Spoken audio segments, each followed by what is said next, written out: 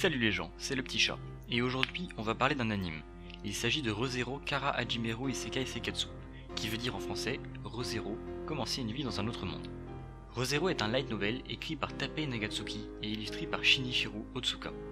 13 volumes ont été publiés par Media Factory depuis le 25 janvier 2014.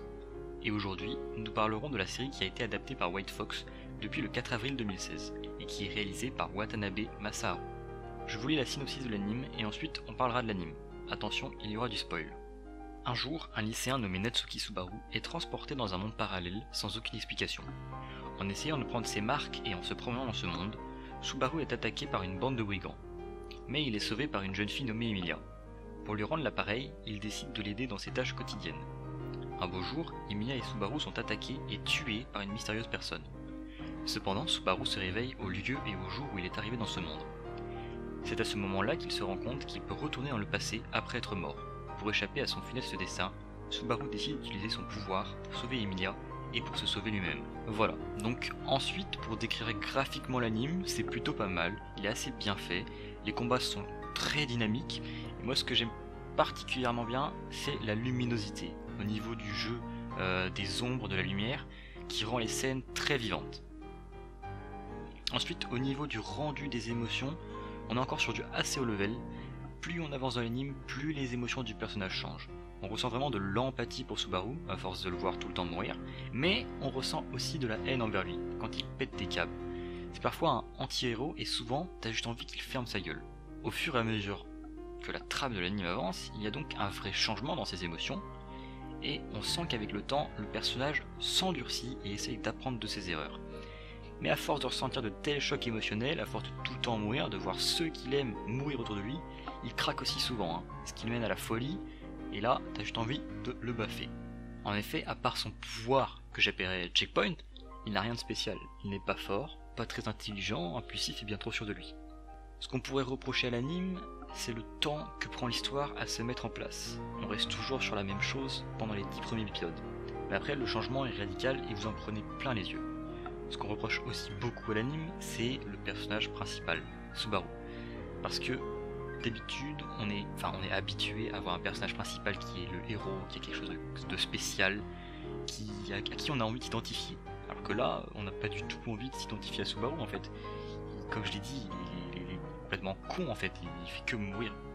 Des trucs parfois débiles, il prend pas toujours les bonnes décisions. Et heureusement qu'il a ce pouvoir de checkpoint, sinon ça en serait fini au premier épisode quoi.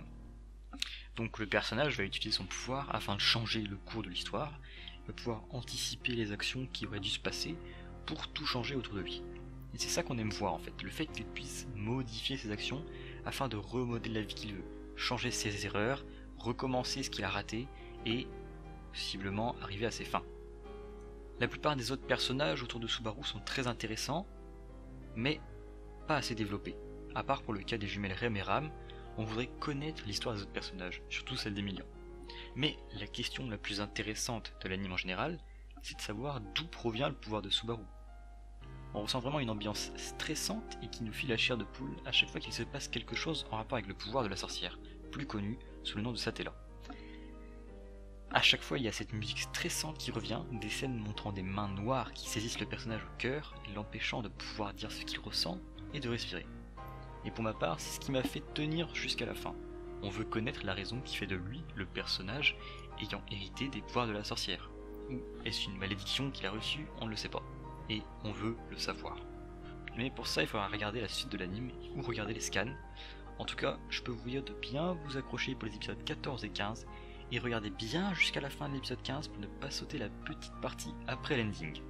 Voilà, pour terminer, je vous laisse sur l'opening numéro 1 de l'anime que j'ai beaucoup aimé. L'ending 1 est aussi excellent. Après, au niveau de l'ending numéro 2 et l'opening numéro 2, j'ai pas beaucoup aimé, mais les deux premiers sont excellents.